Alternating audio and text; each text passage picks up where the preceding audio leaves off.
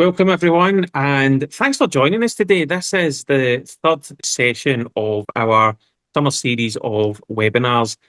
Some quick housekeeping before we start. We are recording this session, so if you are watching this as a recording, hello. If you have any questions as we go through the session, drop them into the chat. You'll see a little chat button at the bottom of the screen, and we can pick those up at a little bit at the end. My name is Chris Mounce, and I work in product training and enablement here at Evaluagent. And that really means that I spend my days helping teams get value out of AutoQA and conversation intelligence, rather than just buying the tools and hoping for the best. Today, we are talking about 5 things that will kill your AutoQA business case. Now, for me, I remember really struggling to get business cases right in the beginning. So I am not the one in the experts chair. I'm going to be asking the questions because I'm joined today by James Marlow from the team. James is sat on both sides of these business cases, building them and watching them succeed, or when they're built and they fall over. He's the right person to talk about why they fail and what we can do differently. So James, welcome. After that little screed, I'll let you introduce yourself properly. If there's anything left to say, Chris. Yeah, so hello everybody. It's James Marlow here. I'm one of the senior account executives here at Evaluagent. My background is I've been in kind of customer service and customer experience from a sales perspective for probably about 20 odd years. And I've worked with many organizations around building business cases. Excellent. Thanks, James. So here's what we're doing today. We talk to a lot of QA teams and CX teams who are convinced, rightly so, that auto QA is the right move. And then the business case stalls. And it's not because the idea is wrong, but it's because how it's written. So we've pulled out the 5 things that can kill these business cases, and more to the point, what to do instead. And then, James, we're going to close on what a strong case actually looks like. Shall we get into the first one? Let's do this. Let's do it. So the first one, you're talking operational outcomes, not financial ones. So I guess the classic version of this is I go to my budget holder and I say, bring in Evaluagent, and your average handling time drops, your quality scores go up, and they nod, and nothing actually happens. So what's going wrong here, James, in your opinion? From my opinion, it's a case of you're not talking the language of the people that actually sign off on these. If you think about a business, they have multiple competing priorities in a business, and if you go to the economic bar and say, I want to spend some money on some technology, and they say, what does it do for us? And you go, well, I can save a bit of time here, save a bit of time there. It's not really exciting. Where I see the most impactful business cases that land is when you can tie it back to other departments. Specifically, how are we going to tie it back to the overall business objectives, the CEO's agenda? How are we going to help the business make money or save money? I guess then it's almost like the QA manager is having to step out the kind of narrow lane that they've always worked in. So evaluation, scores, I guess the manual stuff, and talking to the business in the language that they actually run on. And it's maybe something I've not had to do before. Yeah, I mean, often when you're talking to a lot of the conversations that I have, you are speaking to people that are running the contact center, QA folks who aren't necessarily then looking at the CEO's agenda, etc. So a lot of the work that we do is how can we tie it back to that? It's thinking about what other departments can we do. So we typically see an evaluation. We don't just do auto QA, but some of the stuff we do around conversation intelligence, which is around understanding the root cause analysis, for example, the what and the why, allows you to say, hey, we can help you reduce, a number of contacts coming into the business, and that has a financial impact, if that makes sense. We help you to increase things like outcomes like NPS and CSAT that then has a direct impact on things like retention, for example. So if you can frame the business case into Mr. Economic Buyer, not only are we going to save some money and efficiencies over here, but we actually think we can reduce churn, and we think that number's X, and that's a big number, then you'll find that those business cases get more executive attention. Mm. I guess no one at board level is going to get excited about saving 5% of someone's time. They get excited about a number with a pound sign in front of it. Correct. As But I I guess the as I reason, go on. go ahead, go ahead. No, I was just going to say it's that classic thing of, is this business problem a 5 grand, a 50 grand, or a 500 grand problem, right? And often what I've seen time and time again, when you're talking about just efficiencies of, automating quality assurance, typically that business size problem is going to be circa, 5 to 50 grand. But if you start to talk about improving retention, right, talking about churn reduction, driving sales, it soon becomes a 500 grand problem. Then, as I mentioned before, you get that executive attention. So then I guess that kind of segues nicely into the next one, where people are writing it as a QA project rather than business benefit. So, and this is this something you see the most, where the case is it's technically fine, but it's obviously been written by QA, ultimately for QA, so it lands looking like a departmental request. So, how do you paint the value beyond just your own department? I think it talks a little bit about what we're discussing before, right? So, QA, it's the efficiency. You're spending a certain amount of time looking at a certain amount of conversations. When you can start to talk about cross-pollinating that with things like conversation intelligence, you can start to think about, this might impact, for example, if you can, let's talk about root cause analysis. Why are customers contacting you? If you that is something that you could feed back into product, right? So it's now talking about how do you talk to other departments as well, because now we can identify, um, these are what our customers are saying about our product. Go and speak to product marketing. Maybe it's a feature request that someone needs. Maybe it's going back to product about a bug request, for example, right? It might be that we're identifying there's a problem with the websites. Now we're leading back into marketing, the folks that control that. If we've identified, for example, yeah, what am I trying to say? Like conversations around sales. If you're a cost center, not just a profit center. Sorry, you're a profit center, not just a cost center. It might be identifying we're having sales conversations. Could we use this technology to influence those sales conversations to convert more customers? And now we can talk to the chief revenue officer, the VP of sales about how this technology could help there as well. So it's really looking at different facets. It doesn't just have to be a quality assurance program. We actually touch multiple departments. So this is it's not a case of fund my department. It's funding the thing that kills product, marketing the operation where the business is losing customers and money. Yeah, exactly. So I would always encourage people when building a business case, think about how could this technology effectively touch other departments? How do we bring those people into that dialogue as well and make sure that the lens of the business case that you're talking is written in that language, right? So the efficiency piece, the sales piece, the retention piece, and even you could go as far these days, what we often see is even that compliance piece as well. We're working very much these days in regulated industries and being able to evidence that. And you can talk about what would be the impact, for example, of a compliance risk if we aren't treating our vulnerable customers correctly, for example. So we can even start to talk about risk, compliance, SecOps, and all those kind of great things as well. Mhm. I really like, I mean, in terms of like answering the why customers are contacting and whether it's product or process, QA really does stop becoming a cost center and become an insight engine for the whole business. And then once you're talking business impact, a good budget holder essentially would ask the next question, which might be obvious. What happens if we don't do anything? And I guess every business case leads with the upside. Bring this in and we get X. But there's a whole other side that people can forget, right? What does standing still cost? What's the risk of doing nothing? Yeah. What's your thoughts there? And I think it feels like I'm teeing myself up with the previous question, Chris. So there is that compliance piece, right? Um, Often what I see, most organizations these days are doing circa 1 to 2% coverage. So that basically means that 98% of all the conversations that happen in the business, you have no insight as to what's going on, right? You could have missed a vulnerable customer. How does that impact you if you've got to report that back to the FCA Consumer Duty? So there's that brand risk protection if you're talking about there.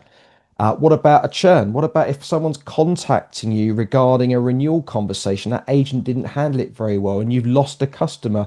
I was speaking into an insurance company the other day that was one of their biggest drivers, which is they want to be able to reduce churn. They want to be able to actually improve conversion of those conversations. And another one of my customers was looking to understand like how often do customers use their excess as a negotiation lever at the renewal, right? And that's costing them. And again, we can identify those things. So it's all those little nuanced little things like that. There's even, think about it from another perspective. Agents, if you're not delivering great coaching, agents can feel let down. What you often see in organizations as well is you coach the underperformers, you coach the top performers, but there's also that cohort of people that never get any coaching because the management are saying, oh, team leaders like, well, they're doing well. Why not touch them, right? So I think there's lots of facets there. There's the compliance piece, there's customer churn, there's agent, there's lots of things that you need to think about the cost of doing nothing. Yeah, yeah. One of the things that always strikes me is when we look at conversation coverage, where typically it's like 1 to 2% for manual processes, and that's probably being generous. That's a whole, like 98% that you have no idea what's going on in. And, can you afford to go on without understanding what's contained within those conversations? Because there's a whole load of insight that's just sitting there that's just goes missed. Well, there's also, in New World Order, now that everyone's got agentic chatbots as well, we often see there's the whole bot observability bit as well. And what Right, I yeah. mean by that is, I mean, I had an experience the other day when I was just booking my new holiday for next year. And I booked the holiday and I was then sent a discount code that I could use to book on that holiday. And I spoke to the chatbot and I said, hey, I want to use this discount code. And they went, no, you can't do that.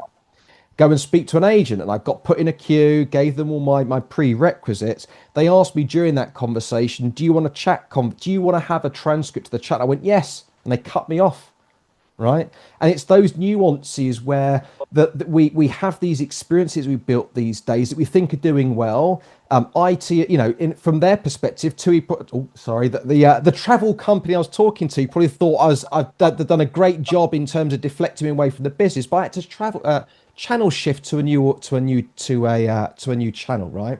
So I think the cost of doing nothing is there's these conversations happening, whether they be human conversations, AI conversations, where we just don't know what's going on. And that's dangerous and that's risky for organizations these days. And that's the sorts of things that understanding that in a business case, being able to articulate that can really help. It's really interesting. Almost it's as if like, doing nothing feels free just because there's no numbers attached to it. And putting the number on it is the whole job in the business case. Yep. And a lot of these times, I also see in markets well often that when you're talking to someone in QA, they may not know the numbers, right? And that's fine. There are ways to get to those numbers. And I think that an organization that can help you articulate what the business case is going to look like and give you the assets to go and have that conversation internally and ask the right for those numbers, even it's using assumptions and saying, this is what we think the business case could be. We've used some validation or some assumptions in there. Can you help me go and validate these assumptions and actually really understand whether we think this problem is as big as we think it is, right? And I think when you're working with vendors, you need to have a vendor that works as a partner to give you the ammunition to make that conversation easily and internally easier as well. Yeah, absolutely. And I think it's one of the things, again, I mentioned at the beginning, in my role as in QA in a past life, I struggled to write business cases because it's not something that I'd done. It wasn't part of my regular gig. And Mhm. having someone like yourself able to support and guide, that's invaluable. I think that with technology these days, it's always easier, right, to help do some of the heavy lifting. But really, what I found is if you can arm, what I'd call your champion, the person you're going to be working with that's helping you, someone comes to us and says, we've got a problem. We have a discovery call. We do ask some questions. We show them the technology. That's your champion, the guy that wants to, or the person that wants to drive that through the business. If that vendor can arm that champion with the assets, with the artifacts to make that conversation easier internally, that's doing a lot of the heavy lifting for you, right? And I think vendors these days need to do a better job of arming businesses with those data points. Yeah, agreed. Just a quick one before we move on to the next one. Guys, if there is any questions as we go through this, please feel free to drop them into the chat, and James and I can pick them up as we go through.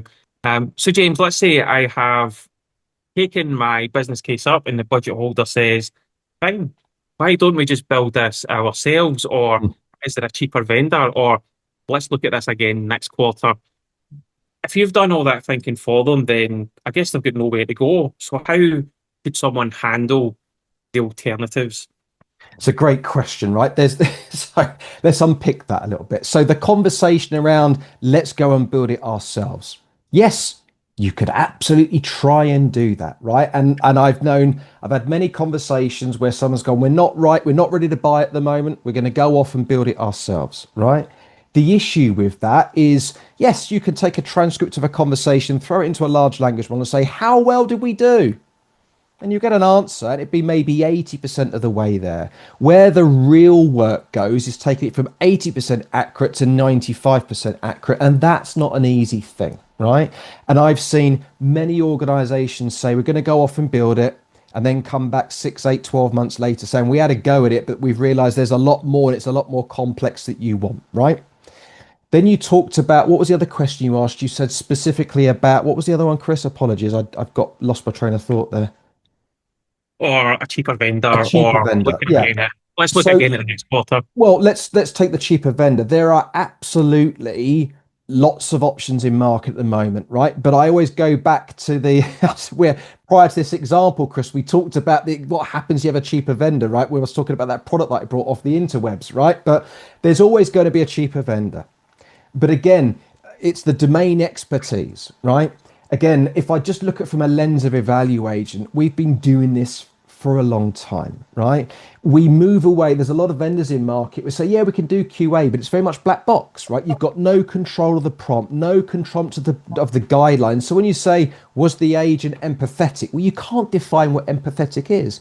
You know, did the agent ask a range of questions? You know, whatever those questions are, but you've got no control of that. And again, what I really like about some of the stuff that we do is the fact that you can go down to that detail level, go under the hood, and then ground it in your context, in your processes, your SOPs, your knowledge. And it's that piece that really sets you apart, right? So I would argue, building it's always going to be challenging, but you need to then help define those other people what the real cost of going off and building it yourselves, because it's not as cheap as you think and it's much harder. And yes, there are going to be cheaper alternatives in market, but you know, with cheap alternatives come the fact that you haven't got control, and the control is where you get better results, if I'm being honest with you. Yeah, I would agree. And I think that this is fair game. I mean, this is an evaluation webinar, so you would expect us to say this. The contrast is transparency versus black box. You know, with evaluation, you control the prompt, you control the pass fail, you see the reasoning behind it all, you ground it in your own knowledge. And I think that's an important point. I do agree. But of course I'm going to say that. But yeah, It's fair to say, and this is the thing. It's essentially your evidence. You know, taking that back to the business case. If you've done all of that research, you've compared it against others. That's your evidence. Here's what I looked at. Here's why each alternative falls down, and this is how I arrived at this decision. You come back round to your recommendation by genuinely having weighed up those other options, right? well, whenever I help my prospects and customers with business cases, I really focus on outcomes and not features, right? So, you know, a lot of the times you see, oh, look, here's a feature list of all the things we do. Here's a feature list what this other competitor does. Great, but no one's going to buy features. Businesses want outcomes, and what I love about what a lot of the work that we do is we've done that. We've delivered this. We've delivered the outcomes. We've been able to document that, and we've got proven case studies.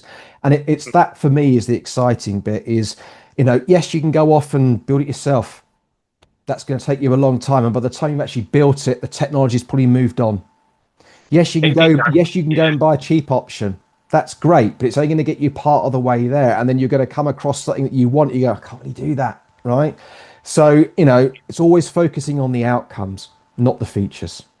Because everyone's Absolutely. got the same features. I'll just be honest with you.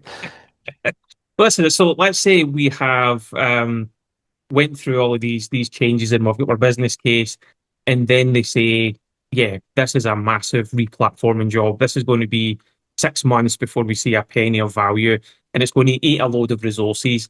How do you take that Mm, concern off the table? I don't think it's as complex.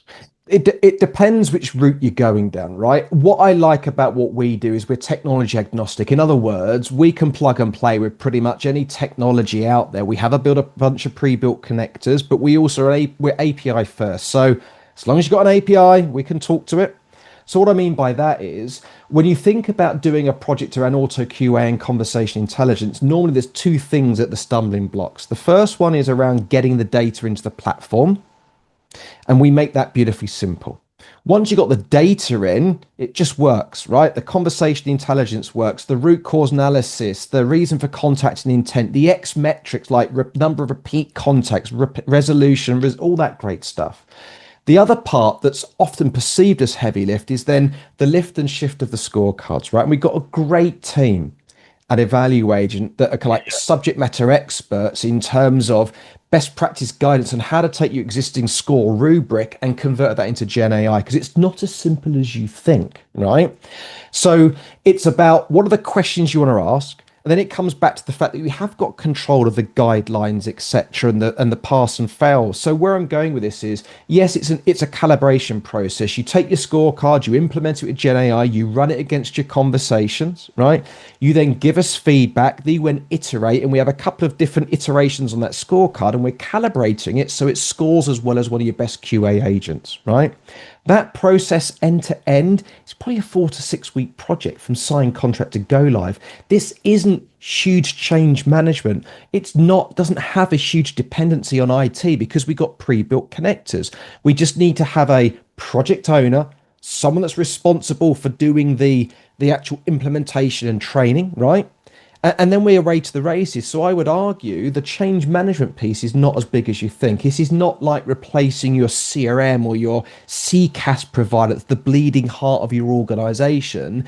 This is tactical, it's quick win, it's easy to deploy. And actually, time to value is the biggest thing we focus on. What are the 3 or 4 things that you want to get out of this technology from a value piece? Let's focus on them. Let's get them configured. Let's get them working. Let's show you that value quickly. There's like a proof of concept, essentially, focus on the main things rather than across the board. Yeah. Well, that's it. I mean, Sorry. I guess that dry mouth, I get it, I get it. Especially because it's so warm today as well. But essentially, you're handing leadership a decision that's already been de-risked and half proven, so it's a much easier thing to say yes to, I guess. Yes, de-risking is one of the biggest barriers again, because the biggest, we going back to a previous point before, there's the risk of just absolutely doing nothing, right? We could spend some money or we can do nothing. And actually, if you've done a good job with the business case, earlier on in an early stage in that engagement, if you've built a really strong, compelling business case that the business has bought into, and that risk of doing nothing's been quantified, and actually the risk of bringing this technology into the business is tactical, why wouldn't you do it? And that's the bit, that's the key bit. And if you can write a strong, compelling business case like that, management absolutely do it all the time. Excellent. I mean, that's so. We're almost at time. I can't believe how fast the time goes, James. So that's the 5 ways that a case can die. So let's flip it. When a business case works, when someone's really got it right, what does that actually look like? Now, James, before we even get to the software part, where do you actually start? Because I guess most people start with here's the value agent, but based on what we've spoken about already, I get the sense that you would say that that's the wrong end. What are you asking me specifically? Like, how do we go with these engagements, or what did you mean specifically with the question, Terms Chris? of Sorry. getting that business case started, what's one of the first places that you would start to get it off the Well, ground? first of all, I always ask a little bit about the business and how they work, right? I like to, when I'm talking to businesses, I want to get under the hood a little bit. So I'm very much asking about the current technology stack, how they're doing QA today, how much time they spend, what does it look like, right? Then I'm trying to understand from the business as well a little bit about their cost per contacts, right? Sometimes they know that, sometimes they don't. Because I'm always thinking about what are the actual outcomes that I know we can deliver. And we talked about this before. It's about efficiencies by automating. So, for example, let's just say you've got 3 or 4 QA people in the organization at the moment, they're doing 1% coverage. If you wanted to increase that to 5% coverage, how many more people would you have to bring into the business to even get you up to 5 or 10%? And if you know what your average salary is, you know what the efficiency piece in there, then you can start to quantify, well, it's taking me like, I'm doing so much QA, it's taking me hours worth of pulling all the data together. You can attribute a cost to that. So I always ask questions around that. Then I'm trying to understand a little bit about the business. Are they a cost center? Are they a profit center? I ask questions around how do they make money, right? Are they a subscription business? How long is an average subscription? What's your lifetime value? What is your current conversion rate? What is your current churn rate? These kind of metrics all can feed Yeah. into that business case, if that makes sense, right? So I I, I, try I I try like to get that up that. front to understand that. So when you are having these conversations and you're talking about these business cases, do you ever find that people are taken aback by the types of questions that you need answers to in order to build a business case? Um, Yes and no. It comes down to who you're speaking to. Again, if you're speaking to someone that's just QA, that's all they do, they're not going to know the answers. But then you have to help them, that person understand that if we're trying to build a business case, and all we can talk about is I can save you a couple of hours a week through automated QA, you're not going to stand much of a chance of getting that through the business, right? But if you can put it in the term of, oh, FCA compliance, consumer duty, there was a breach. Let's just say, for example, they're in insurance, and you could say, this insurance company over here had a breach. This was the financial impact, and you're only looking at 1% of your conversations. What would it mean to you if that happened to you from a brand reputation perspective? How do you quantify that? You've got something tangible to have that conversation with. So I think every individual business is unique. I think every person you're speaking to may or may not know the metrics. And that's why I think it's down to the vendor to have some thoughts and suggestions of what the business case might look like with those assumptions, and give then the person you're speaking to, the champion, the tools, as I mentioned before, to go and have that conversation internally, right? Who is it in the business that cares? Right. And again, a lot of the work that I do is I do a lot of research around the business, their operating model, how they make money or save money, what's the CEO's agenda. And again, if you can tie the business case back to that, so that when it hits It's the your C-suite, language, it's isn't it? talking in the language. If the business's biggest thing at the moment is around, the CEO said in a press release, we want to improve churn this year because that's a problem for us. That business Yeah, case yeah. has got to speaking that language to them, right? Like again, he's not going to care about saving a couple of hours over here. If you can put a business case that says, by the way, we're going to be able to reduce churn by 1% by helping you understand why your customers are contacting you. It's driving bad customer outcomes, and understand the root cause analysis. Is it a people, product, or process problem, and fix them, Yeah. right? And as a consequence of that, we're also going to save some time efficiency because we're going to give the QA teams the ability to scale this from the 1% to 100% without hiring any more people. Why wouldn't you do it, right? So it's just finding the right lens. Absolutely. And I think this has been really insightful. We've got a question, so I'm just conscious of time before we come up to the 30 minutes. We've got a question, James, from Nomvula. And Nomvula, hopefully that's the right way that I pronounce your name. Apologies if I haven't. But the question is, what are important aspects or factors to take into account when establishing the QA system from scratch, especially around policy? That's So I look, guess that's, that probably leans more into what your domain expertise when you think about yeah, implementation, Chris. But if you think about it, right, it's about you start with the end in mind, right? There's no point creating a really complex scorecard that's marking the agent on a million things, right? Simplicity in a good QA scorecard in terms of policy, you're starting from scratch. Actually, you probably only want to mark about 5 things like, is there a good tone exactly. of voice, good grammar? Are they talking in your brand ethics, if that makes sense, right? So it's about tone of voice and soft skills. Are they doing the basics in terms of ID and V checks? Like, are they actually making sure that you're compliant, right? It's a combination of that. And then if it's a scorecard around customer service, like, are they getting to the root of the customer's problem, actually solving it? Or are they just parroting back the customer, not actually solving the customer's issue? But again, Chris, you're probably better at you're much stronger in this area because this is what And you do, right? it's a great answer that you've given there, James. So we'll put a pin in that one because that's us at the 30 minutes. So we'll just wind it up here by saying thanks everyone for joining us today, and thank you to you, James. Been really insightful. So I'm sure everyone got a lot out of it in the audience. I know I certainly did. We've got one more session that winds up our series. That's on the 26th of August at 2 p.m. And we'll talk about how to migrate to AutoQA without the chaos. So look out for an invitation for that, and we'll see you on the 26th. Thanks everyone for joining us, and I hope you all have a good day. Thanks Thanks, again to you, James. folks. Speak to you later.